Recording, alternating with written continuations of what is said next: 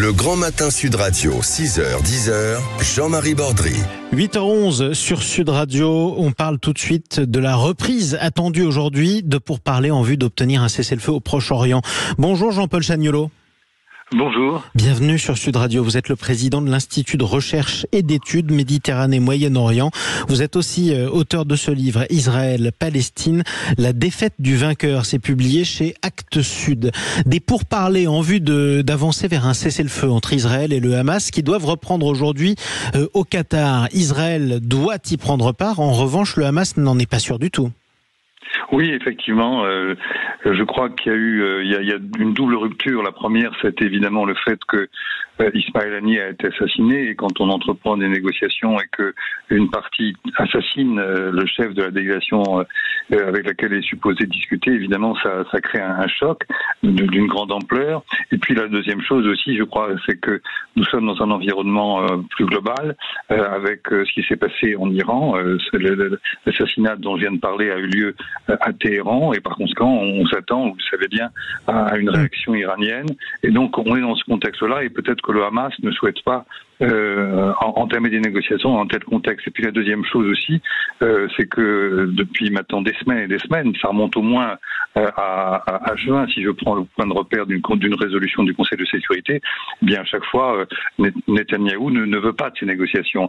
La presse israélienne détaille vraiment très bien comment à chaque fois il y a des conditions supplémentaires qui sont apportées par Netanyahou pour bloquer les négociations dont au fond il ne veut pas. Il veut les négociations mais pas l'issue qu'il pourrait y avoir, et en particulier sur la base de cette résolution dont je parle et qui est très importante, qui est la résolution du 10 juin dernier. Pourquoi Benyamin Netanyahou, le Premier ministre israélien, ne voudrait pas de cessez-le-feu, puisque c'est à ça que doivent aboutir ces négociations? Je crois que cette négociation doit aboutir à beaucoup plus que un cessez-le-feu. Je crois que ce serait vraiment l'enclenchement, en fait, d'une situation qui deviendrait un apaisement. Enfin, si on reprend ce texte du 10 juin, il y a à la fois une première étape qui est le cessez-le-feu, il y a aussi la libération d'une partie des otages, il y a l'échange de prisonniers palestiniens, il y a l'arrivée systématique de l'aide humanitaire. Il y a beaucoup de choses dans la première étape. Dans la deuxième étape, ce serait une cessation permanente des hostilités. Donc c'est vraiment un texte majeur que cette résolution du Conseil de sécurité. Or, comme vous l'avez évoqué, Netanyahou n'en veut pas. Je crois qu'il veut continuer cette guerre, aller jusqu'au bout de on ne sait pas où, c'est-à-dire en fait la destruction de Gaza, si toutefois on peut encore détruire quelque chose à Gaza. Et je crois qu'il y a aussi des questions de politique intérieure. Le jour où la guerre s'arrête, chacun sait, eh bien, il sera en situation très difficile sur le plan politique et sur le plan personnel. À la fois parce qu'il y aura des commissions d'enquête sur ce qu'il a pu faire ou ne pas faire, et puis bien entendu, il y a ces procès qui sont enclenchés déjà depuis des mois et des mois contre lui, et il risque la prison. Donc il y a toute une dimension comme ça. Puis il y a aussi évidemment le fait que il est sur le plan politique complètement lié à un certain type de coalition, qui est une coalition où il y a oui, on va y revenir. Qu'on puisse dire. Oui. Voilà, on va y revenir justement, des membres du gouvernement qui sont d'extrême droite et dont certains se livrent à des provocations comme Itamar Ben-Gvir hier sur l'esplanade des mosquées.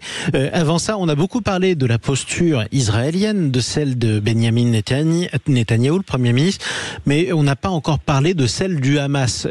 Admettons que Benyamin Netanyahou ne soit pas en condition de vouloir chercher le cessez-le-feu. En revanche, on ne va pas faire passer le Hamas pour un mouvement pacifiste. Non, bien entendu, c'est pas un mouvement pacifiste. Il va jusqu'au bout avec beaucoup de cynisme. Enfin, c'est très très long à expliquer.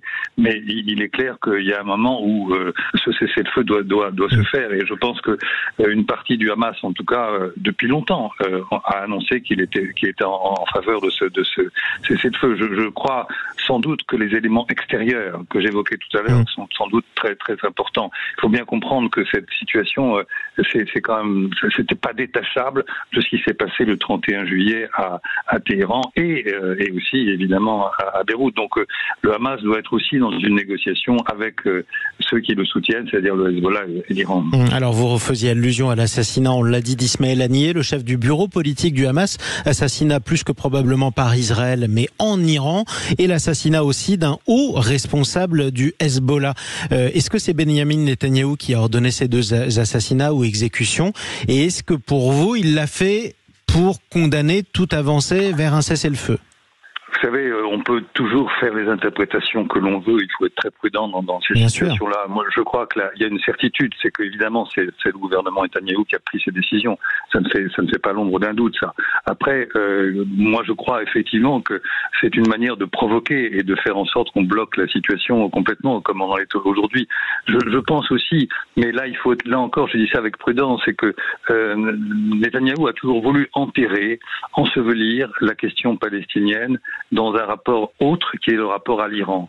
C'est ça qu'il a fait à plusieurs reprises. Il l'a fait lorsqu'il a ordonné le bombardement d'un immeuble diplomatique à Damas, et aujourd'hui il y a cette situation qui est liée à ce qui s'est passé à Téhéran. Et donc là, effectivement, c'est se mettre dans une confrontation directe avec l'Iran, de telle façon qu'on oublie la question palestinienne. Et il y a une conséquence très concrète d'un point de vue stratégique, c'est dès lors qu'il y a une confrontation potentiel, comme c'est le cas aujourd'hui avec l'Iran, eh bien, les Occidentaux vont forcément appuyer Israël et par conséquent vont oublier la question palestinienne et donc ce qui se passe à Gaza. Donc on est dans ce jeu très très cynique et mais qui est pas nouveau malheureusement. Et à ceci près, malgré tout, Jean-Paul Chagnolot, mais corrigez-moi si je me trompe, Israël a toujours dit qu'Ismaël Haniyeh, le chef du bureau politique du Hamas, était une cible.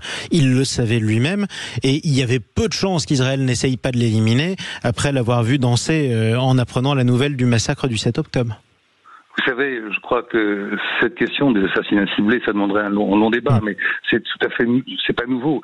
Pendant la deuxième intifada, dans les années 2000-2002, il y a eu beaucoup d'assassinats ciblés, dont le chef fondateur du Hamas, qui était le Cheikh Yassine, et ensuite son successeur, qui était Abdelaziz Rantisi. Et on pourrait aussi citer, bien plus loin dans le temps, en 1982, toutes les tentatives d'Israël d'assassiner, c'était Sharon à l'époque, Yasser Arafat. Je crois que c'est toute la conception d'une partie des Israéliens, et en particulier de la droite, de considérer qu'on peut terminer le conflit en tuant l'adversaire. Or, c'est pas des adversaires terroristes au sens où on l'entend si souvent en Occident, c'est des gens qui sont aussi forcément ancrés dans la société palestinienne, qu'on le veuille ou pas, qui participent de l'histoire palestinienne depuis très longtemps, et par conséquent, même si on assassine des chefs, eh bien le mouvement sera toujours là, sous ce nom-là ou sous un autre. Et par conséquent, il faut pas oublier, pendant des années et des années, l'organisation considérée comme terroriste par Israël, c'était l'OLP, avec qui ce qu'on a négocié à Oslo, c'était avec l'OLP. Donc voilà, c'est ça. Et tant qu'on aura ce paradigme, évidemment, en Israël, et c'est pas prêt de se terminer, eh bien, on sera effectivement dans ce cycle de violence et de représailles. D'où l'importance, pour revenir à notre situation d'aujourd'hui, que ces négociations aient lieu, parce qu'il faut arrêter absolument cette guerre à Gaza et empêcher qu'il y ait un embrasement régional qui n'est pas exclu aujourd'hui. Sauf que le chef de l'OLP, Yasser Arafat, avait fini par reconnaître que la charte de l'OLP qui appelait à la destruction de l'État hébreu était caduque, alors que le Hamas n'a jamais franchi ce pas, si je ne m'abuse, Jean-Paul Chagnolot. Ça, vous avez raison jusqu'à un certain point, dans la mesure, en 2017, il y a eu des inflexions de ce genre. Et vous savez aussi que si on avait laissé ouvert des négociations dans les années 2000-2008 avec Obama, notamment, avec l'autorité palestinienne, eh bien, ça aurait été le meilleur moyen de marginaliser le Hamas. Et ça n'a pas été fait. Et voilà, je crois que à chaque fois qu'il y a une ouverture politique, eh bien, on la ferme. Et évidemment, ça renforce les radicaux et en particulier le Hamas. Merci d'avoir pris la parole ce matin sur Sud Radio, Jean-Paul Chagnolot, président de l'Institut de recherche et d'études Méditerranée Moyenne-Orient.